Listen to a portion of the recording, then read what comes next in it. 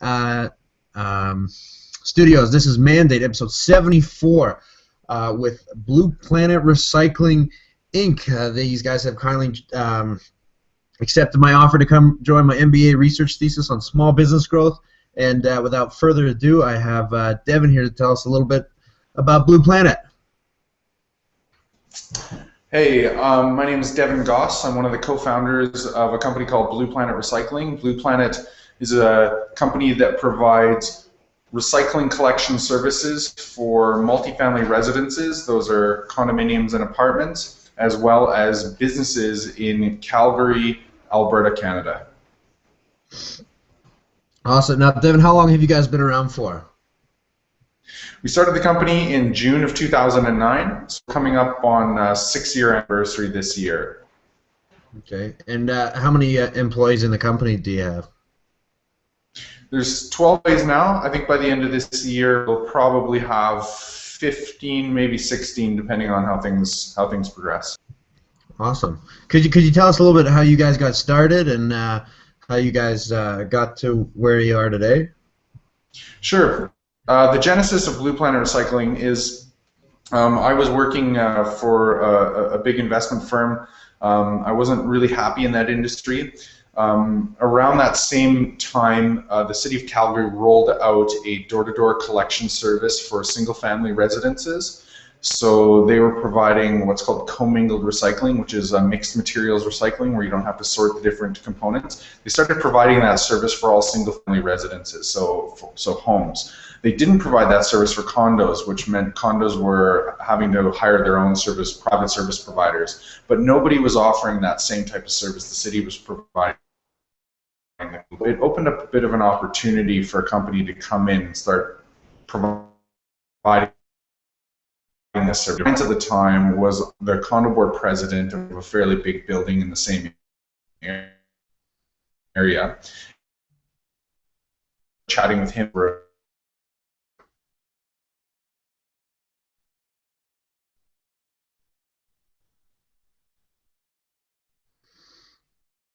Devin, I think we lost you. Can you hear me? Yeah, I can hear. So there seems just to be, I think it's just a little interruption in the connection. Sorry, you were talking about, you were talking with the condo managers? Yeah, so essentially nobody was able to provide the type of service we were looking for, so we identified that there was a market opportunity to step in and provide this type of service that the city was providing for single-family residences. We would be able to provide that for condos. So we took on one building to start with to see, how we could develop our strategies and how we could develop the types of services we were going to offer to the broader market. It took us a while before we started to understand what our marketing strategies were going to be and how we were going to get this into the, to sell the service essentially. But over the next couple of years, we started to gain traction within the property management community. So we started working with condominium managers that were taking our service offering to their boards, and that's what has really grown our business. In the last year, last few years, but especially in the last year, we've been working with the City of Calgary to develop the long-term strategy for condominium recycling in Calgary. And what they've decided is that they're going to mandate this service starting at the end of this year, meaning that all condominiums are going to have to hire a private service provider and have the type of services we provide. So certainly that's driving growth for us. And then the same thing is happening on the commercial side. So we have all commercial properties and all residential properties in Calgary that have to hire a service provider. And so obviously that's driving a lot of business for us right now. Wow, that sounds like a pretty cool opportunity for you guys. Yeah, it's a land grab for sure. It's making us really busy, but it's an opportunity that won't come up, very often. So we're trying to take advantage as much as we can. Yeah, definitely. Well, let me ask you this: then, is there many competitors out there that offer the same kind of services that you guys do?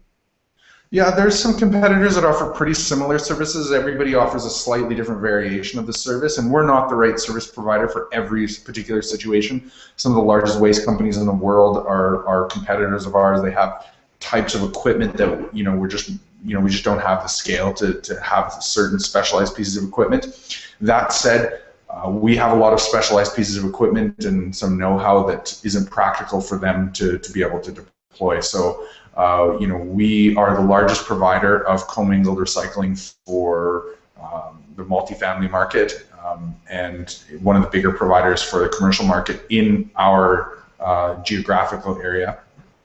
And we've gotten that by being able to provide a really customized solution, which a lot of people are looking for. So sometimes people just want the cheapest thing they can possibly get in, and they have the space to accommodate something that's very simple and straightforward and basic. And then if it comes down to price, we're usually not the company for them. But if people are looking for something that's really customized and they want a really high level of development in their plan, so we figure out how to get it in place and then improve it over time. That's oftentimes why companies are hiring BluPlanet. Right.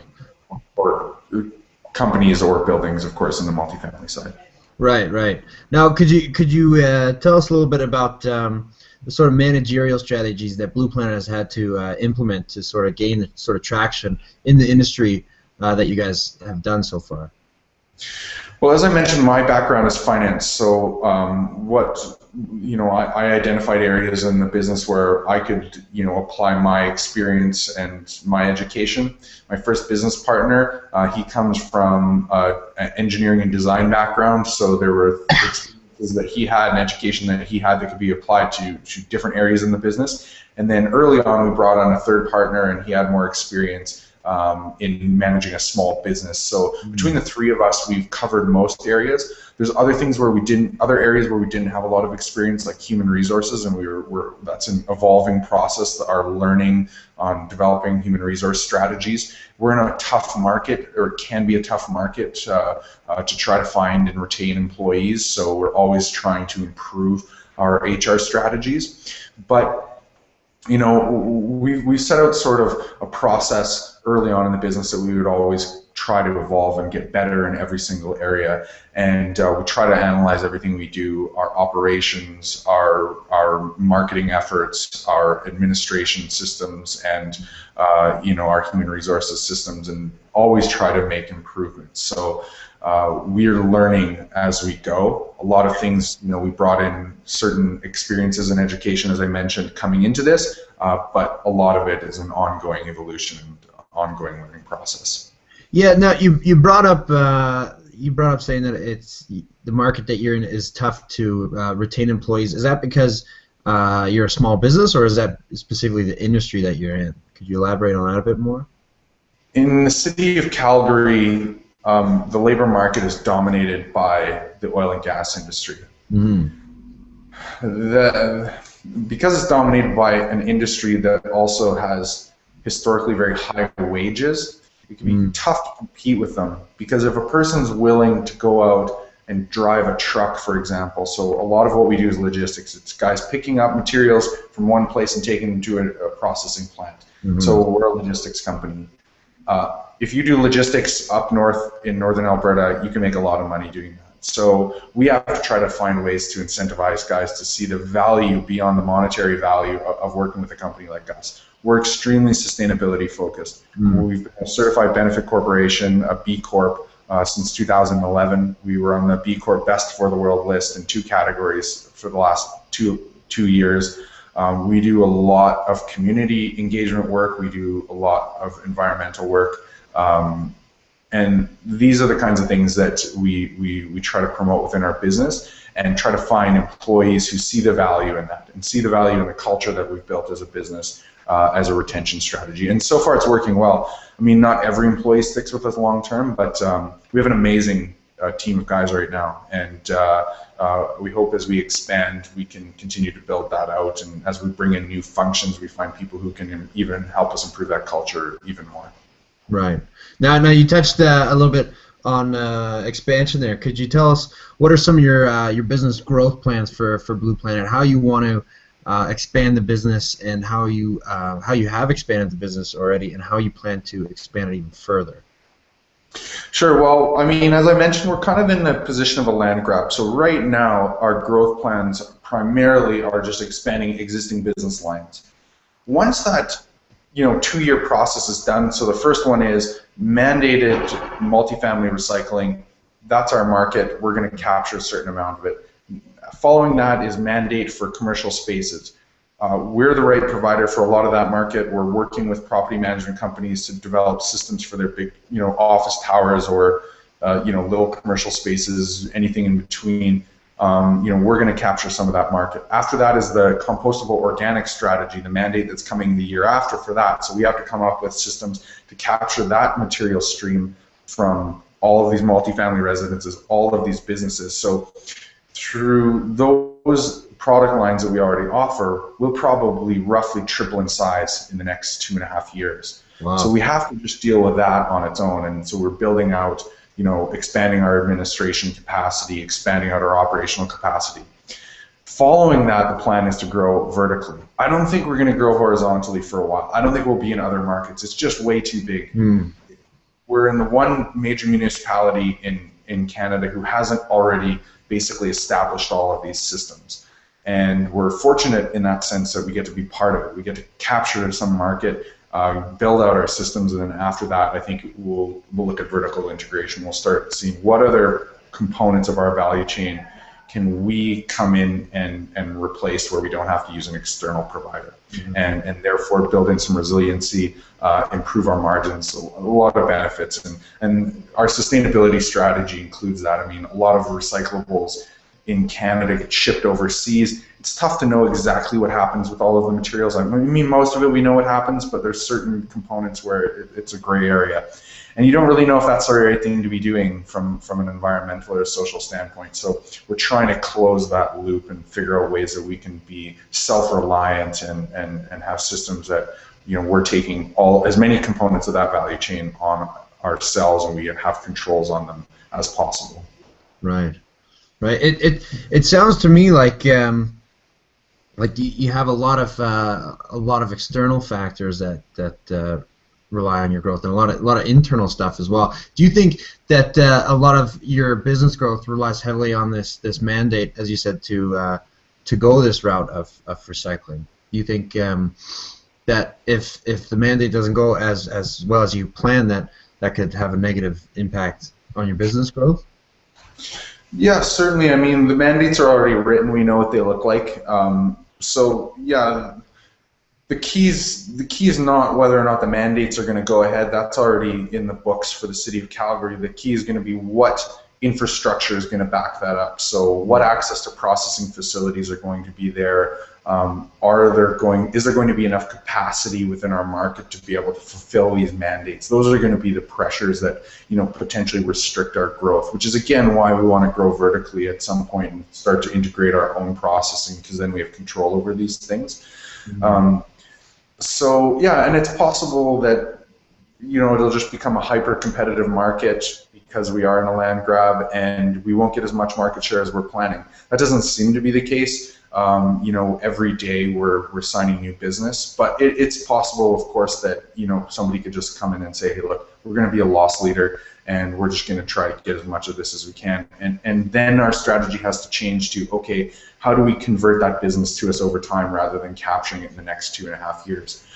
Most of our businesses actually already come from conversions from other companies anyway. So BluPlanet's kind of in our market seen as a premium provider. We think of ourselves that way. I think it's easy for us to be able to make that claim. So some of the business that's signing to other companies now is going to come to us if they're not able to fulfill the client expectations. And we'll have to plan for that. So the less market share we get now, it'll just take time to come to us. But I'm confident that we will have that market share eventually. Wow.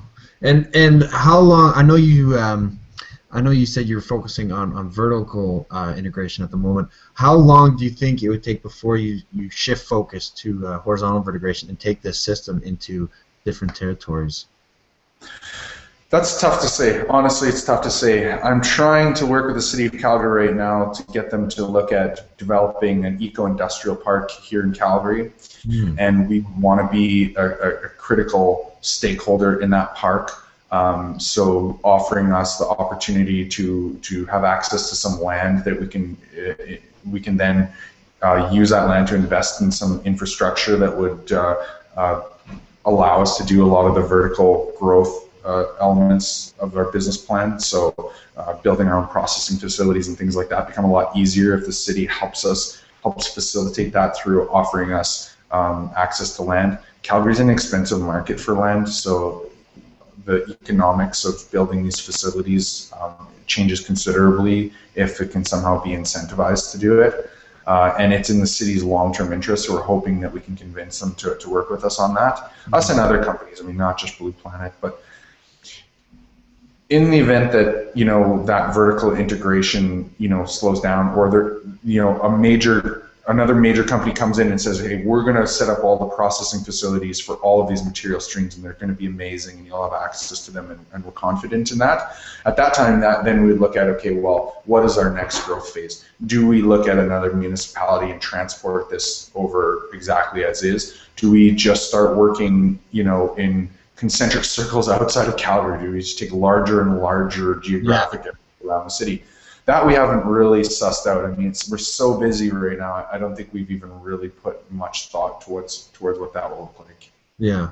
Now, Devin, this might be a stupid question, and fire back to me if it is a stupid question. But is this a service that could potentially come under threat of, like, let's say the city of Calgary just is there anything stopping the city of Calgary from just setting up their own department to deal with the kind of service that you provide and just do it themselves rather than getting a third-party private company to do it?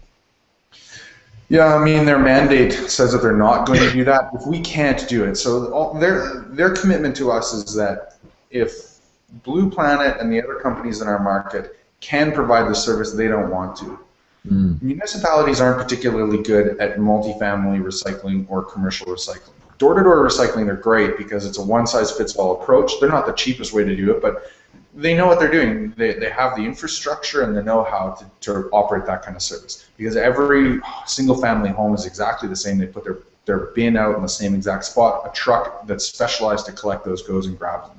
It's different in the multifamily market, and it's different in the commercial market because every single space is different, and every single user of that service wants it to be slightly different. And there's so many variations and so many permutations and combinations of the way these can be set up that to make it functional, you have to have the ability to customize to a really high degree.